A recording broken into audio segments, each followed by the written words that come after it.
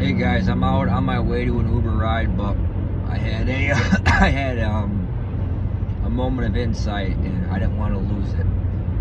So in the book of Revelation, it talks about the Antichrist spirit, the beast, and the false prophet. I really want you guys to really start thinking outside the box and with these new eyes that I'm trying to get you guys to see with. Now, it says in the book of Revelation that in the end times, stay away from people who say they're here to help.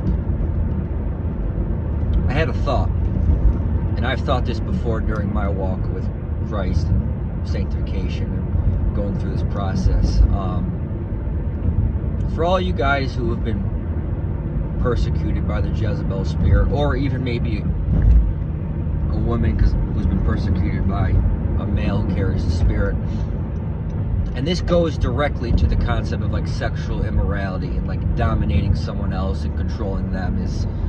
Have you ever had someone like nag you and trespass on your boundaries, try to control you? And you just something in your spirit, which by the way should be listened to, just is like, is frustrated and upset, and talking to the guys directly, and you kind of get agitated and mad, and maybe say like something off color or whatever, doesn't matter at all, and they respond, I'm just trying to help you, I'm just helping you. Jeez, they gaslight you, and then you start, thinking like, man, maybe I overreacted. Man, maybe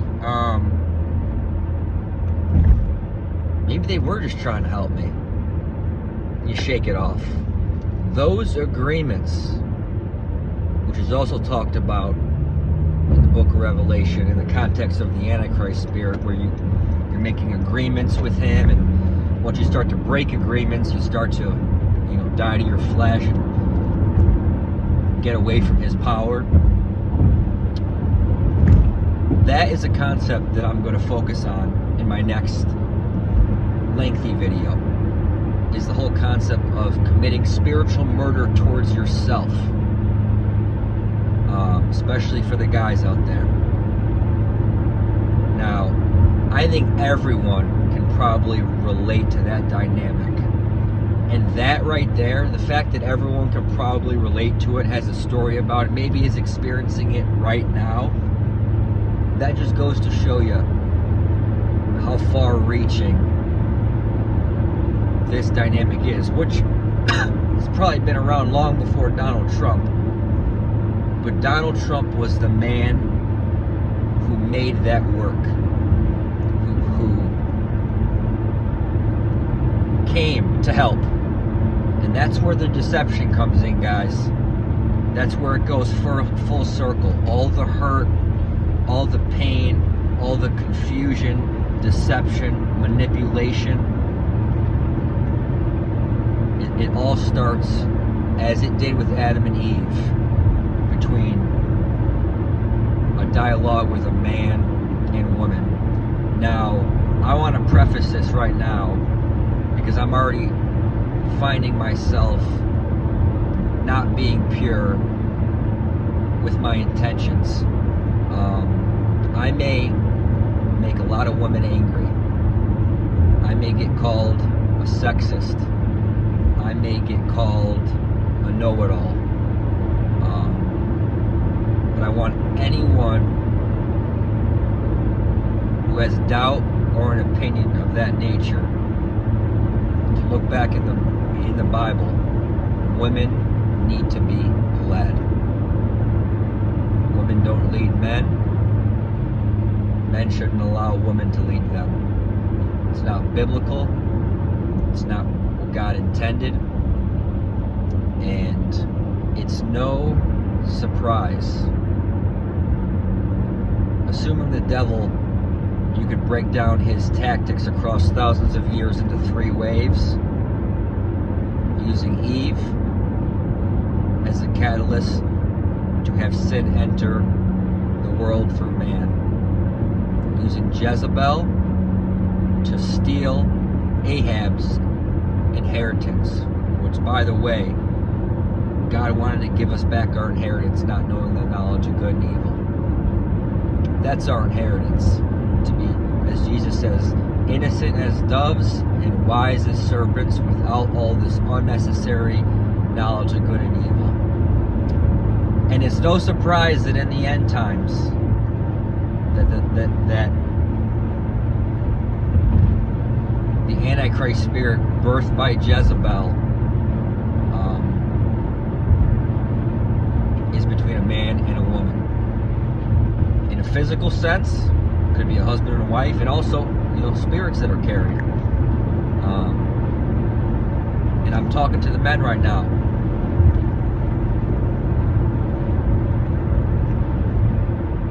Subtle little agreements, in your mind, and making that work for you. You may very well be welcoming in the Antichrist spirit. The way I see it, guys, many intellectual people on here, have reasoned that,